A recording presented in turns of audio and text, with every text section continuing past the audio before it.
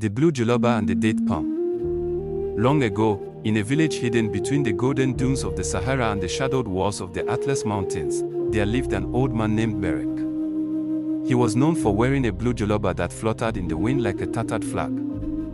Though his beard had grown white as salt and his hands trembled like dry leaves, his eyes sparkled with mischief and wisdom. Marrakech owned only three things in the world: his blue Djellaba, a small clay cup, and a date palm that grew in the middle of his yard. That date palm, taller than any in the village, but the sweetest dates anyone had ever tasted. People came from far and wide to buy them, but Marrakech never sold. He would give one to the hungry, one to the tired, and one to children who could answer his riddles. One summer, when the sun sat angrily in the sky and the earth cracked beneath every step, a stranger arrived at Marrakech's door. He wore robes of black silk and rode a red camel. His face was hidden, but his voice was smooth as butter and cold as stone. "I have heard," said the stranger, "that you have the sweetest dates in all of Morocco." "That is what they say," Marrakech replied, sipping mint tea from his clay cup. "I give you 50 gold dinars for your tree," said the stranger. Marrakech laughed. "You might buy sand from the desert, but not the dates from my tree." The stranger's eyes narrowed. 100 dinars. "My tree is not for sale," Marrakech said, standing slowly.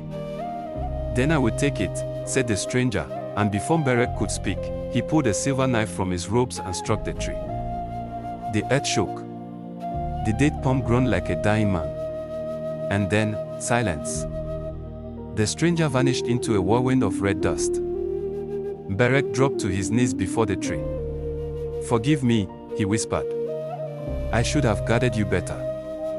That night, the villagers gathered around the lifeless trunk. Some wept. Others prayed. But Marrakech sat silent, his clay cup in his hand. As the moon rose high and silver over the land, Marrakech stood. He walked to the tree, removed his blue Djellaba, and wrapped it around the wounded trunk. Then he dug a hole beside it and poured the last of his mint tea into the earth. "This is the gift of water, the song of cloth, and the warmth of care," he said. "Grow again."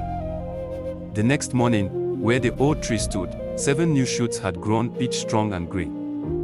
And from that day forward, the village had 7 date palms. Their fruit was sweet, and their shade cool. Marrakech passed away the next spring, and the villagers buried him beneath the oldest of the 7 trees. No one ever saw the stranger again. But when the wind howls through the dunes, some say it carries his voice, bitter and defeated. And in that village, when a child is born, a single date from the 7 trees is placed in their mouth, so they may always speak truth and grow kindness, like Marrakech.